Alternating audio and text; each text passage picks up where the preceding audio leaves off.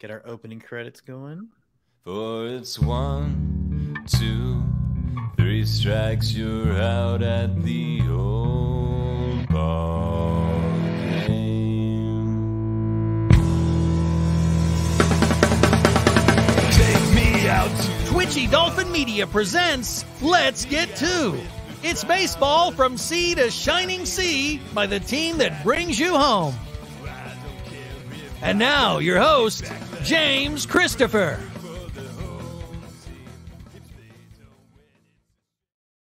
That's right. We are the team that brings you home. This is Let's Get To, another edition of our live episode. Scotty Mack is here already. We've got Emily Nyman joining us shortly, but it's going to be a fun episode. Scott, before we get going, though, at some point, this won't be a thing we do on the live show, but the last live show, I got to announce a new trip.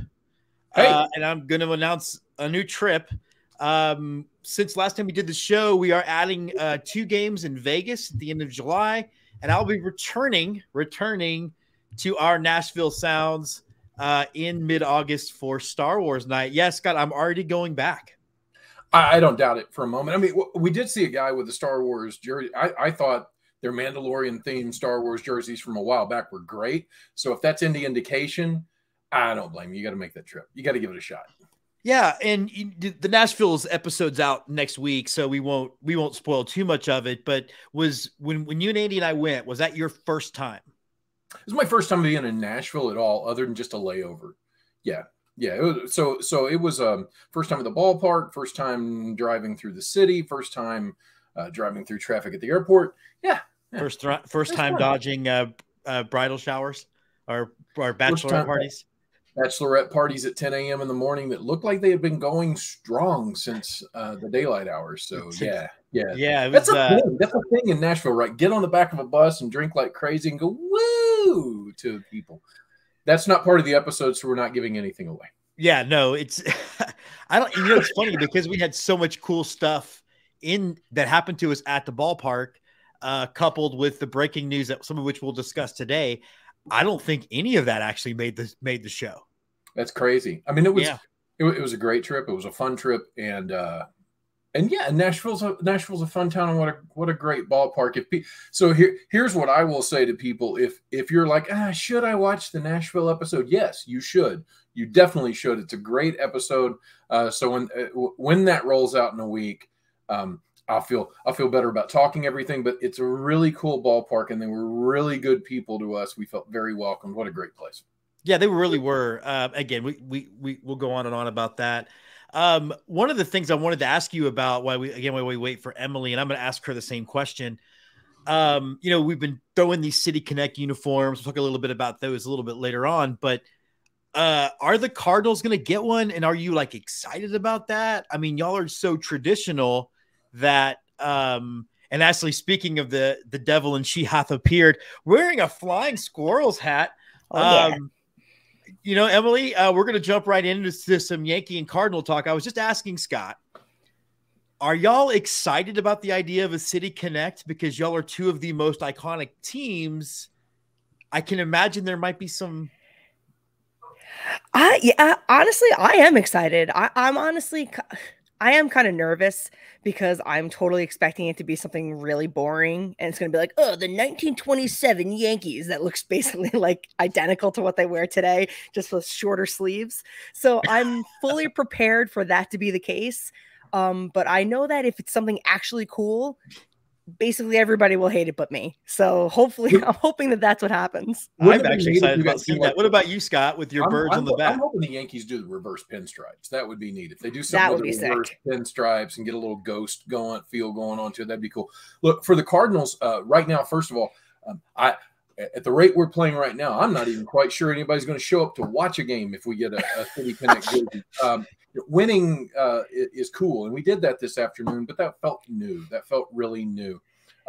Please don't get me started on that. I want there to be a City Connect jersey, but I don't want it. Look, man, you know me, Jim.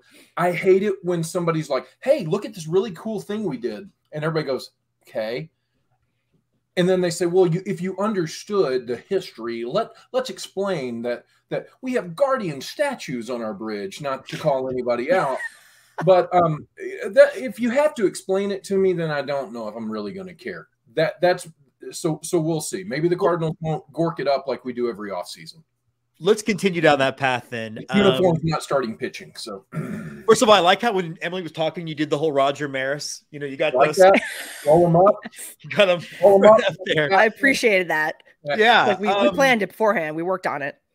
So, you know, shameless plug. I guess a shameless plug. I'm plugging the same show, but on this week's regular episode, Let's Get to You, I did rank the City Connect uniforms. I am putting the Rangers at 30. I don't care that 16 have only come out. They're at 31 because they're the Rangers. And 2, you get to work really hard to have something that dumb and that ugly. But Emily, we'll start with you again. So is the question, Jim, it's like, why did you put the Rangers at 30? Because there wasn't 31. That's exactly it. As soon as expansion happens, I'm re-editing. Which ones have worked for you, though, Emily? I think so far my favorite have been the Astros. Personally, I'm a huge Apollo Space Program nerd. So anything that they did with any connection to the Space City theme, which I feel like they had to go that way, right? Yeah. Even though it was a little, I do like them leaning into that because that is such a strong part of Houston's identity. But like the Astros kind of already did that by being the Astros. Right. So, but I like them not getting too cute with it, which I think. And I guess not that you got to defend Nike, but in their defense, there isn't much of a connection for them to make to Dallas, Fort Worth area or Arlington, like, because it's not really a gigantic, especially Arlington. It's not a gigantic city. So like, I feel like they kind of had to force a city connect there where there may not have been one. And with the Astros, I think it's kind of lazy they went with Space City, but I also probably would criticize them if they had done anything else. Right. So I'm going to say the Astros, my favorite. Scott, before you answer, I was thinking about this as she was speaking about, you know, you and I have spent a lot of time in Dallas and a lot of time in Fort Worth. They're 30 miles apart and they might as well be hundreds of miles. There's nothing alike about those two towns, right? Like Fort Worth is a Texas town with cow and Dallas wants to be New York. So it's this whole thing. Good luck. Yeah. What about you, Scott, though? What were some of the ones that worked for you? They really are two different. I think I like San Diego the most simply because my son the night before had created an NHL 23 team with the exact same colors, and he could care less about baseball. So he was just creating something on his Xbox and like, oh look at these cool uniforms, Dad. I'm like, so I got news for you. They exist and they're worn on dirt. No, but I love those too. Yeah, I do too. Because it's to go big or go home, right? I mean, that's really what it is. And I think that's the thing about the Astros. I completely agree. If they would have done anything else, we would have criticized them. They were cuffed to what they had to do. I am going to say this, Jim, and it's going to make you mad at me. I don't hate the Texas uniforms, the Rangers, the Dallas Rangers, the Arlington Rangers. I don't hate them as much as everyone else, but man, are they busy. That was when I started reading the explanation, and here's the piping that reminds you of the rope that was used in the 1920s. A little try hard. It's like, wow, guys, seriously, if I want to look at something and go, dude, that pops. That's great. I don't want to go, I don't know if I like it or not. I need the Cliff's notes to understand what this thing's about. As much as I appreciate the history lessons you give us, Andrew Nelson, sometimes I don't want to listen to all of the details. No, but I mean, but seriously, that's my biggest gripe about them. And I'm going to go ahead and hate the Cardinals City Connect uniforms because I know they're going to get it wrong. So I'll just go ahead and put them down there with your ranking of Texas. But no, to be honest, I didn't care for the Rangers uniforms when I saw the promo pictures and everything. I thought they looked weird. But they didn't look as bad in practice. When I was watching their game, when they first wore the unis, they looked a lot nicer. And I don't know if this was because of the photography, if they actually switched them, because people were criticizing the black pants in the pictures, but they looked like dark navy when they were playing. I don't know if they're actually black or if they're dark navy blue. Like, I really don't know, but they look navy in those, the lighting of their stadium. Well, I'm a guy, so anything that gets into a dark blue spectrum to black, it all looks the same to us anyway. But hey, I'm asking the wrong people. You guys are like, what's dark navy? Maybe, Jim, if somebody seems redundant. Look, if the Cardinals are watching, John Mozeliak, I'm telling you now. So It's the booyah. The booyah. Green Bay booyah. You got the colors. Here's the colors, man. Go plaid. Nobody's going plaid. I've thrown this out there. It's free. Take it. Booyah. And they ditched that logo anyway. I know. It's free. The plaid's free. And I it's funny because I also love San Diego and I also loved Miami. And for me, like, Emily, you've got the Copa cap on. It felt like Copa to me. Like, it felt like, yeah, if we're going to get crazy, get crazy. And the thing about me for the Astros Space City is I'm wearing this for a reason. I'll explain why, but I find this boring and this is not traditional. So to me, it felt like, oh yeah, that's the direction they should be going, doing stuff like they used to do. But I wanted to move into a different topic. We are going to kind of break down where each of our teams have been in the sixth, but again, we're starting with Emily. I'm going to not weigh in as much because it's going to be a big topic on next week's episode. But look, Emily, first thoughts. Oakland is leaving. How much have you followed, and just what was your impression, and what do you see happening going forward? My first impression was it's not a good look for the league, in my opinion. I think that it's really terrible, obviously, for Oakland fans. They've been there for like 6 decades. They've built a really nice following. They've shown that when they put a winner on the field, that people will show up to the ballpark. They'll show up to the postseason games. I'm still not convinced that it'll necessarily happen. I think that there's a lot of things, a lot of ducks in a row that have to sort of happen for that to really just come to fruition. And I'm not sure if it will. I forget, man, I wish I saw it before like I signed into this, but someone was just saying that there were like all these other plans that the president of the team was talking about, that it was like, oh, this is the thing that makes me think it's not going to happen. Because it was like, oh, we're going to have like a shopping mall and all these things around the stadium that who's going to fund this? Like, where is this money coming from? And why would they give it to morons that are running the A's when they are just clearly like trying to hold the city of Oakland hostage by saying, okay, well, we're just going to run this team into the ground until you either give us a new stadium or we're going to then threaten to leave. So like, what other city would then really want to do business with people like that? And what taxpayers would want that to move into their city? And in my opinion, let's say it does happen.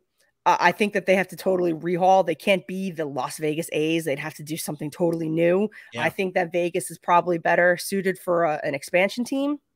I think that moving the A's there with all the baggage that comes with it, the possums and everything else, the clatter of cats, like, does that stay at the stadium? Do they bring it to Vegas? I don't know. I think that who in their right mind in Vegas is going to be a fan of the Oakland A's of Vegas? Like, I just think that unless they do a total rehaul, new name, new everything, it's gonna fail the launch. Well, before we get to you, Scott, a little spoiler for next week's episode. We did have Stu Clary, who's been on our show a bunch. He's a massive, massive A's fan. And he actually was quoted in the New York Times because he's putting together a protest where they're trying to get 20,000 people to go to a random Tuesday game to show them that they can turn out. But he doesn't believe it either, Emily, until shovels hit the dirt, is what he said.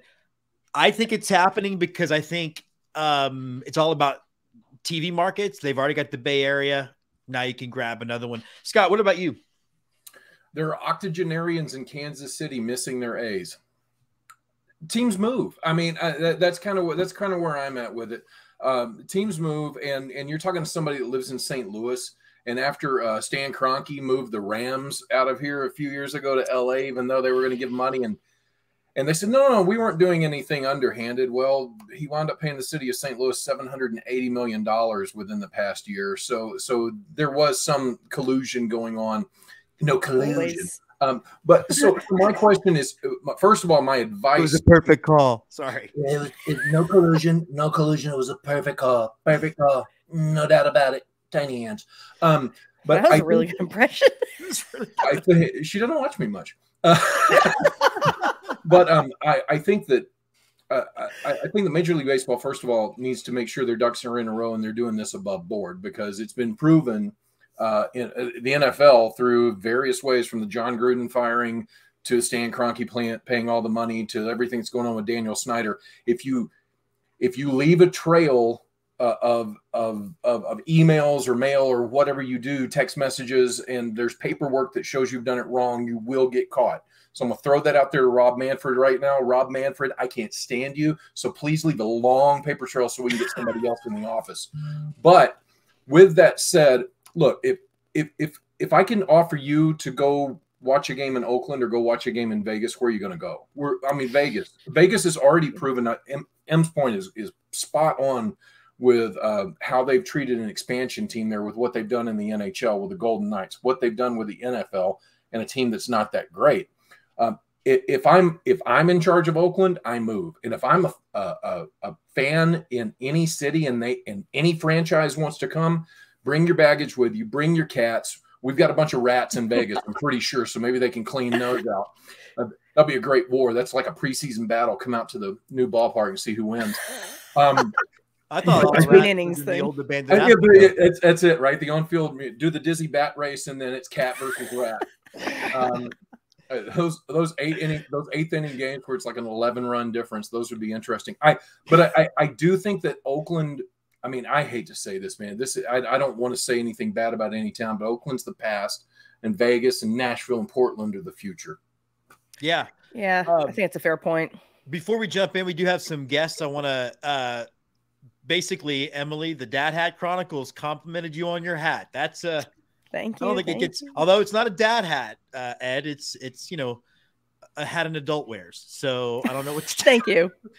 I'm getting ready to interview him for Let's Get To. He's going to be feisty by the time that rolls in. And then William Chandler, my guy watching. Thank you so much. Yeah, I think there is a lot.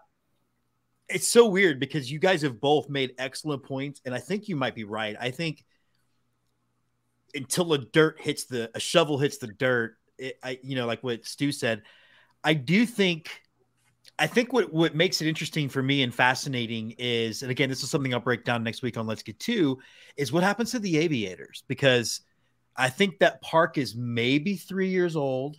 Does that become the team for Las Vegasites? And then the whatever the A's are is you're in town, you're high rolling, you're going to hit up a baseball game. Scott, what do you think about that? I think I'll demonstrate next week that you can coexist, because that's what happens now in baseball. But no, I mean, with the teams owning the other teams, that's definitely a possibility. Is it possible? Yes. Is it the best scenario for a brand new team? No, because if I'm Major League Baseball, I want all eyes on my new shiny toy. I don't want you looking at my toy from 4 years ago, 3 years ago, whatever. I want you focused on the now. Now, does that mean, do they build a ballpark in a different part of town? Do they somehow work this in and make sure the schedules are when the Aviators are in town, the artists formerly known as the A's are playing, and vice versa? I don't know. It can happen. I don't think it's the best idea for a brand new team coming out of the gate, because I want your MLB money. I don't want your AAA money. Emily? And also, I think, if I read this correctly, the lease with the city of Oakland and the Coliseum is up at the end of the 2024 season. They're not supposed to break ground on the new complex until 2027. So I was seeing, I think the president of the A's had mentioned maybe playing some of their games at that stadium, because they had mentioned their minor league affiliate in Vegas. And I guess that would be their only option. But again, I still think this is just sort of like ransom talk with the city of Oakland, trying to get them to maybe, so move a little bit on the new stadium. I don't know, but what you just what else would they do? Would they give them like a year lease, extended for a year or two? And why would they? Right, exactly. What you're describing, Emily, reminds me a lot of when Montreal was leaving in that slow roll where they played games in Puerto Rico as well. Remember that? So what you're describing there reminds my old brain of that. It didn't work out well for Montreal, but it worked out well for the Nationals. So that's a really good point that you make. Really good point, because they've done it before. Split game. Yeah, obviously something to revisit. I do think one thing that's important, Jim, whenever we're talking about teams moving or something like that, one thing that I always keep in my mind is, okay, if Oakland leaves and they go to Vegas, when expansion does come around, do I look at that old city to put a team? Like when Cleveland Browns moved to Baltimore, it comes back around, they look at Cleveland. And I don't think Oakland gets looked at again. I think I think the Cleveland Browns were a different thing than the Oakland A's. Yes. Well, and I also think, as I recall, the Browns kind of like absconded in the middle of the night, right? Like I don't remember there being a lot of warning. I was young, so yeah, there was warning to Cleveland. There wasn't warning with it when the Indianapolis Colts left. But what about this, guys? What about? I was going to say, how many of these teams did that? This has happened a lot. Every NFL team just in the middle of the night. The NFL's bad. Tradition at this point. Yeah, they move all the time. What's the likelihood of saying, okay, well, Oakland gets the AAA team, and you do a switch? I know that's crazy, but crazier many things fans happen. at the Coliseum. Would the drums still go? Because I don't know if I can. But the attendance figures would still be low for AAA, but not quite as bad. Not quite as bad. Well, and it's also just I'm thinking about all the players that are all over the place that were all still under team control for a while. I mean, Oakland was really good until they decided to gut everybody. And I mean, you know, I think it's messed up. I think I don't think any of the three parties, the city of Oakland, the Oakland A's, or Major League Baseball, were doing anything in good faith. Never. Yeah, none of this. There's talks happening behind. Absolutely. And, you know, they know what they're going to do. The die's cast before they decide to do it. It's just when. It's what matters. So I wanted to bring up one of the things that Brian Arbor does on our Astros show is he breaks the season down to sixth, and the first sixth is done. And, you know, three very different teams. I'm wearing the World Series gold to remind my fellow Astros fans that, you know, this is supposed to be a year of celebration, not a year of whatever it is you're doing. Emily, we'll start with you because I have a feeling we're going to have to talk Scott off a ledge. What are your thoughts so far of what New York looks like after the first sixth? Honestly, I mean, I'm really glad Scott is here for many reasons. He's smart, he's funny, but mainly because the situation with the Cardinals makes me feel a lot better about the situation with the Yankees right now. So it's giving me a really nice perspective than I would have had going into this segment. Things have been tough. I think, you know, at the end of the day, they're still 14-11. They're over 500, and that's really a low bar for this team. I mean, their payroll is a little bit too high for it to be a little over 500. The season obviously is far from lost. You have people that are talking about the division being lost. I think that we're still a ways away from that. The Yankees haven't even played the Rays yet. Right. They've only played, I think, one series versus the Blue Jays and one versus the Orioles. They haven't even played the Red Sox. So there's still a lot of division play on the line here.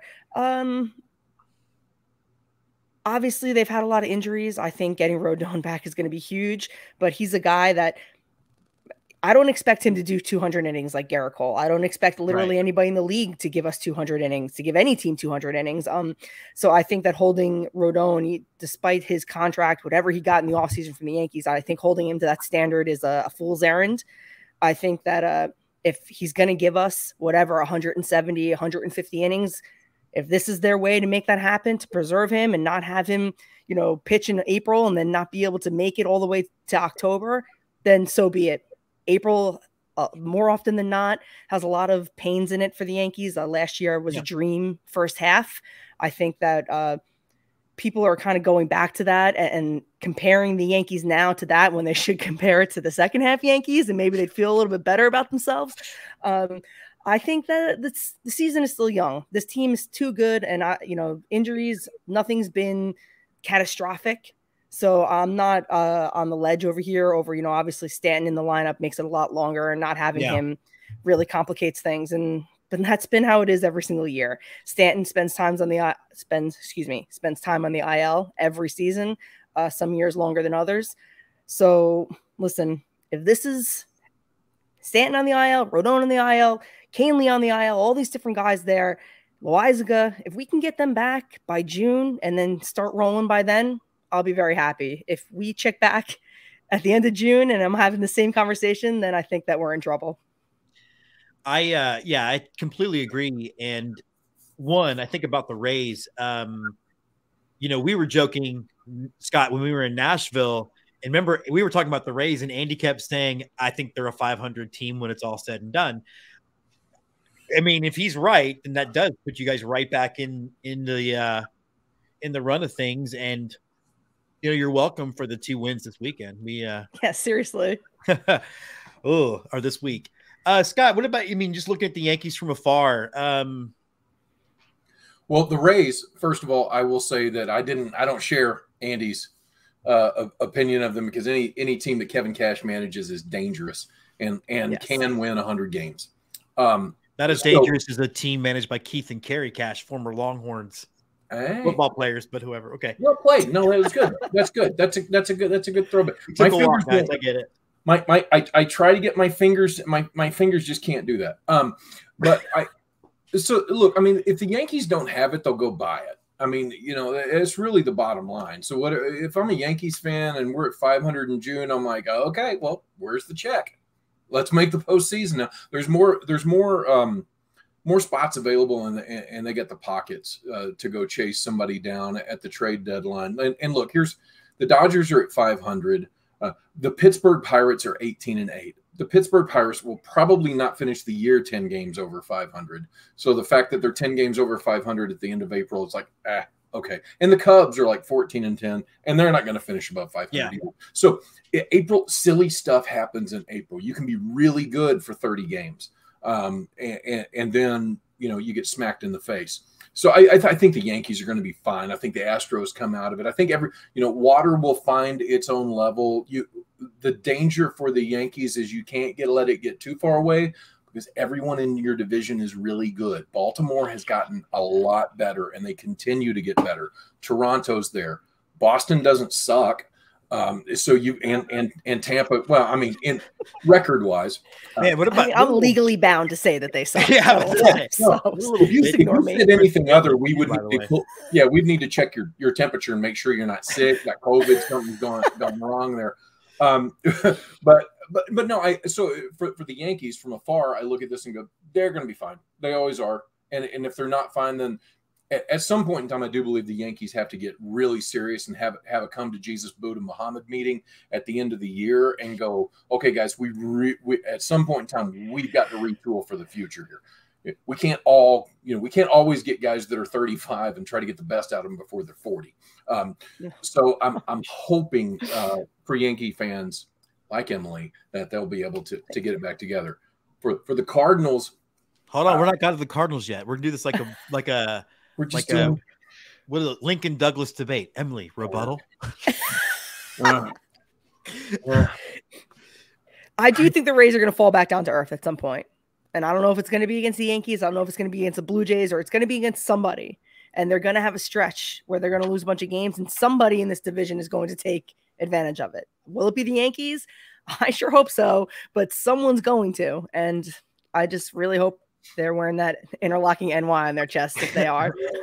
I will say this. You're a Mets fan too. Oh, right. Wrong division. Sorry. Like, I'm still at the point in the season where, to me, projections matter more than reality at this point. Like, I'm still looking at what does Fangraphs say?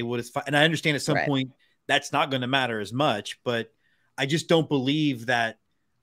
I mean, we're actually already seeing it with Houston. Like, they really they just went 6-2 or 7-2 in this like gauntlet of a stretch. I think they're starting to get things going with, Altuve, Brantley, and McCullers coming back. So I think all these teams will level out. Now, Scott, will your team level out before or after it falls off a cliff?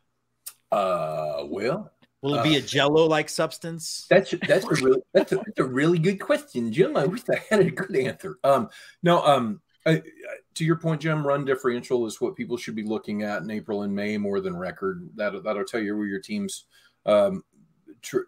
what their trajectory is. I think the Yankees are. I just checked. They're 18 in the plus column. The Cardinals are 5 in the minus column.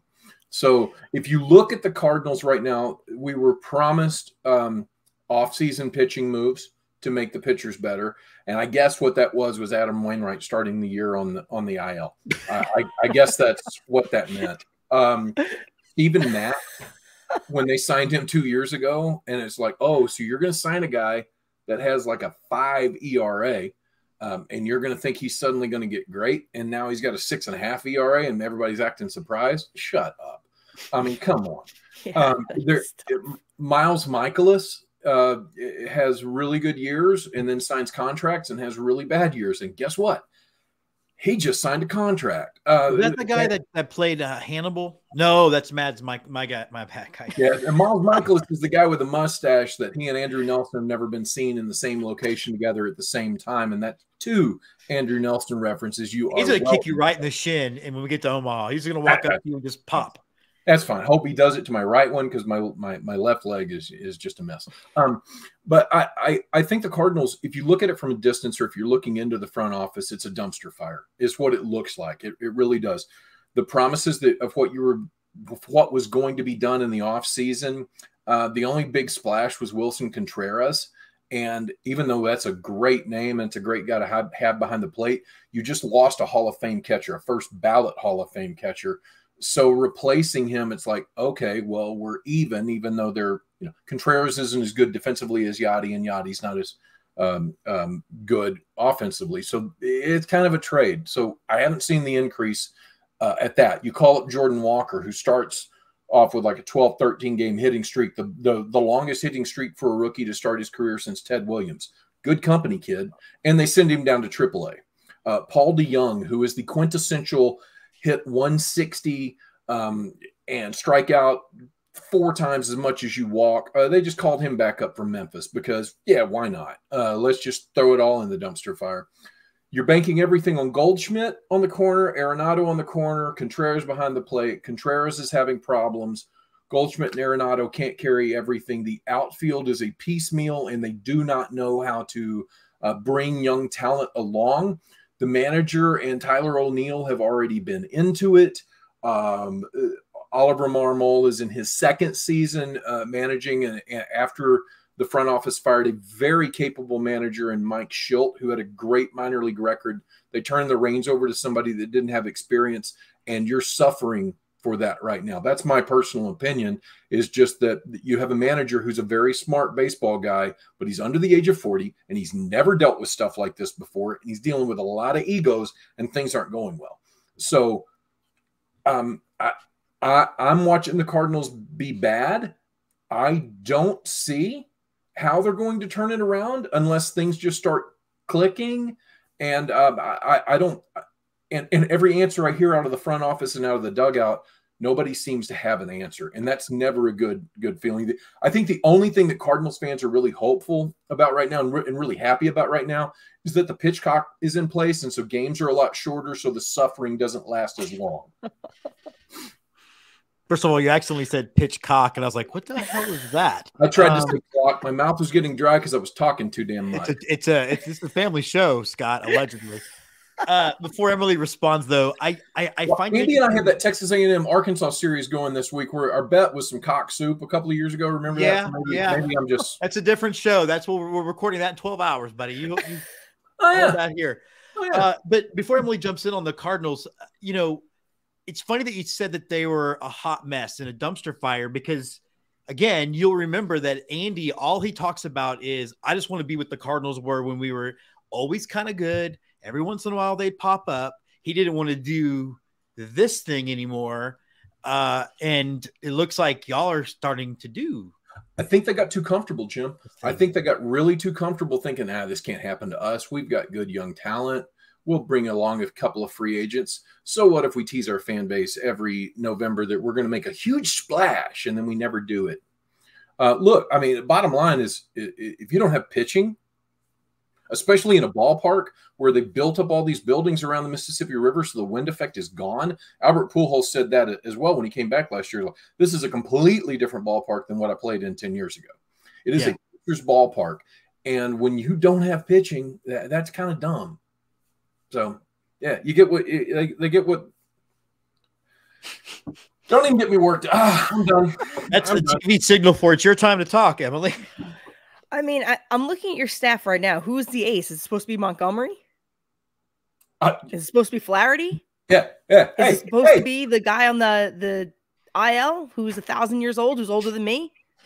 But Uncle Charlie's got the best curveball in baseball, though. So, I mean, come on. That's his Twitter handle, Uncle Charlie 50. No, it's the real Uncle Charlie plays for Atlanta, though. But that's the question we have, Ben. Who's the ace? Like who's the ace? It can't be Montgomery. I mean, and Montgomery will give you he's a solid middle guy. You know what I mean? He's a great 3 or 4 starter in your rotation. He was someone that I was sad to see go, especially because he was so unbelievable for the Cardinals when he first went over there in the middle of the season last year. But he's someone that you don't miss. You know what I mean? Like, obviously, when you're going through some growing pains or some guys in the IL, maybe. But how can he be the guy? Like, he can't be. And I mean, Goldschmidt is what, 35? So it's like, how many more years out of it? Like, I feel like this is, they brought Arenado there. Like, they brought up Walker. This is the time. Like, they have the pieces there. So what's the deal?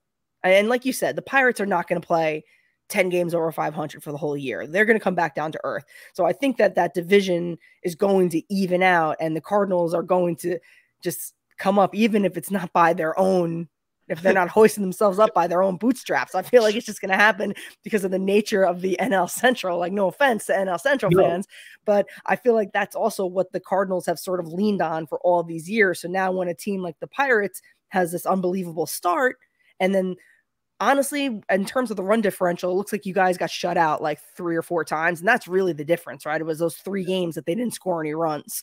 So you guys are right there. I think that the Pirates are going to crash and burn soon enough, and it's going to be to your advantage, whether you're playing them or not. So I think that hang in there, buddy. Don't worry. The Cardinals are going to come back. But you're right. I mean, the only 2 teams that you really have to be, that you were concerned about in the beginning of the season are the Cardinals and the Brewers in the NL Central, right? The Reds and the Pirates, they're going to have their fun and float away. The Cubs are going to, all show up for day games and day drink and then go do whatever people in Chicago do on the north side. I don't know, sniff each other's butts or something. I don't know. No, that's the only saving grace is that there's really no competition in the division. The problem is that Craig Counsell is a really good manager and he gets a lot out of the Brewers. And I truly do believe what we're seeing are cracks in the seams, that behind the scenes, if you will, with the Cardinals. I think that's what I'm looking at right now. And there's a lot of people around St. Louis who know a lot more than me that are thinking the same thing. Well, in many ways, Counsell is cash as well, right? Like another one of those guys. A couple of comments before we get to the last question that I'm going to surprise Emily with, because I'm just curious. But let's see. Phil brings up a great point. We've talked about this a bunch. I think you and I, Emily and DM, Scott, you and I at the thing where because of the pitch clock, basically the pitch clock at the game kind of sucks because you don't have the opportunity to go get food and stuff. I mean, like this game is moving so fast. I love it on TV. I love it on Gamecast. I'm not loving it there, particularly when I've flown 1,000 miles to be there. And then the Dad Hat Chronicles, Ed did want to point out that there goes our PG rating. Emily. And it wasn't my fault. It was not. It was either pitchcock or sniffing each other's assholes. I'm not sure which one. No, it's a butt. I said sniffing. He did say butts. He said family-friendly butts. I said it's PG-13. You just went to R. So I did. You're allowed one non-sexual fuck in a PG-13 movie. There you go. There you go. I'm 52 years old and I've never had actually the rule. One of those. Okay, so I need to understand something. Emily, who is Michael Kay? And why is it that I know why everyone hates him from where I'm living, but he seems like is he just always putting his foot in his mouth? Explain to me who this character is, because I don't really know. And my thoughts on Michael Kay are complicated. Michael Kay, for anyone who's listening who doesn't know, is the play-by-play announcer on the Yes Network for the Yankees. He's the voice of the New York Yankees on television. He also has a highly rated sports talk radio show during afternoon drive times on ESPN Radio in New York that is simulcasted on Yes. So he's the face of the Yes Network that is not wearing pinstripes, for a quick descriptor. I think that Michael Kay, it's a bit of a you either love him or you hate him sort of situation. There are some people who are in between, like myself, but we're few and far between. He is just...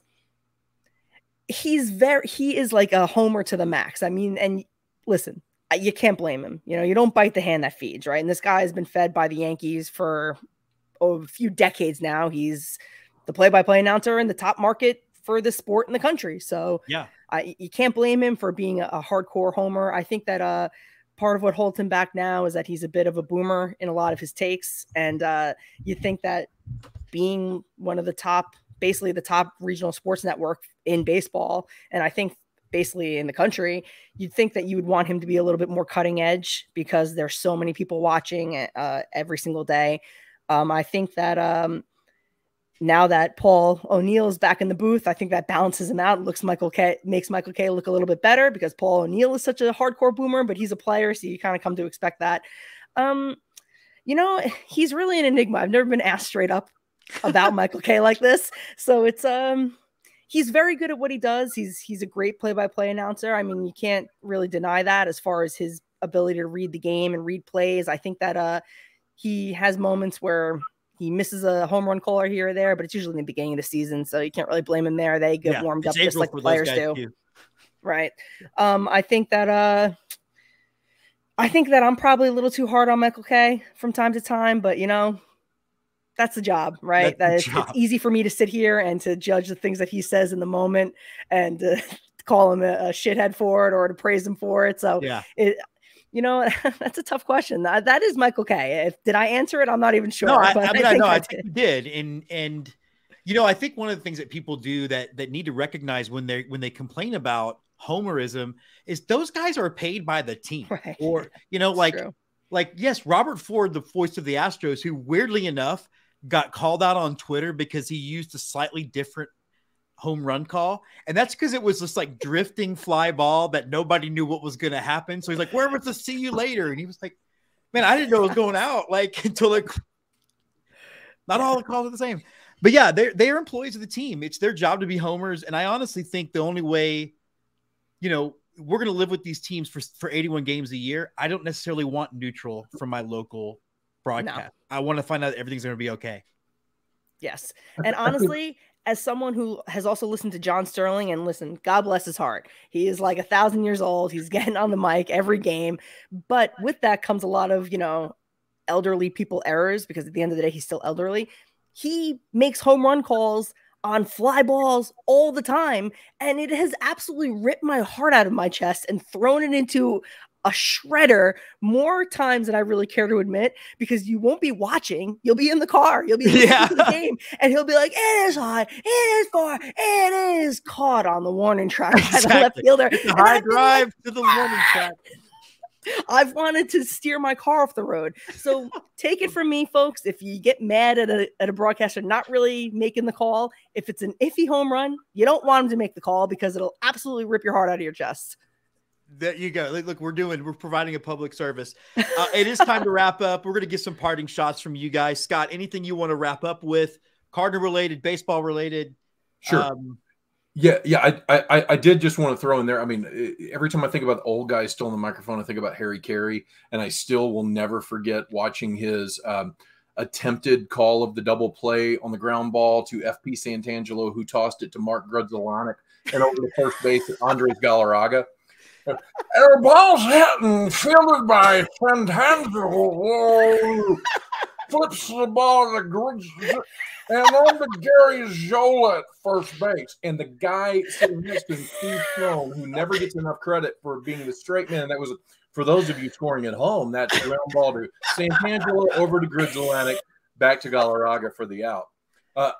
That's my favorite old guy story calling baseball. I will also say something that I think that Michael Kay is one of the best actors ever. And the fact that Michael Kay can go in and perform in Dirty Rotten Scoundrels and then come in and call a New York Yankees game is amazing for Michael Kay. I got that wrong, didn't I? You just a little bit. Yes Network. You know, he's never seen Jaws Revenge, Michael Caine, but he says, I've never seen the movie, but I live in the house it bought. So yeah, I love his straight. When do you take a job? When do you decide to take a job, Michael Caine? If I see my characters on the first page and the characters still on the last page, then I'll take the role. It means I did. Good advice. Emily, any closing thoughts? Where can people find you and check out the show? You can find me on Twitter at mshedoesit. You can also find my podcast at Breakballs Pod. We release an episode about once a week, here or there. Sometimes it's easier to release than others. This week's been tough in Yankee land, so I was like, we need to skip to next week. We're on hiatus. Yes. We're on hiatus, stuff, so as John calls it. Yeah. So you can we release about an episode a week, and if you enjoyed this segment, you will definitely enjoy that show. A little bit more Mets thrown in there because my co-host, my cousin John, you can find him at Johnny Does It Too. He is a Mets fan, so we do talk about the that team in Queens every now and then. The team in Queens. I'm sort of about to become brother-in-law-ish to a Mets fan, and I'm just glad I'm somebody in my little acting filmmaking community who likes baseball, so I'm taking it at face value. That's right, Roy. This is your first Let's Get To shout out. All right, everybody. She is Emily. He is Scott. I'm Jim. Thanks for watching. Let's Get To. Great job.